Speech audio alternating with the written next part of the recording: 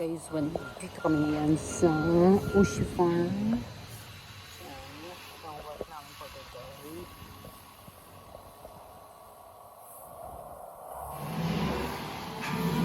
Ayan sa jogging.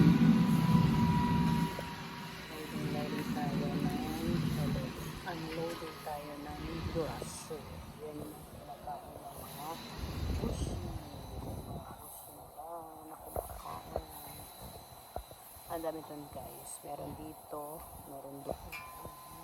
Tapos doon, marami sila Ushi. So, kailangan nila ng maraming grass.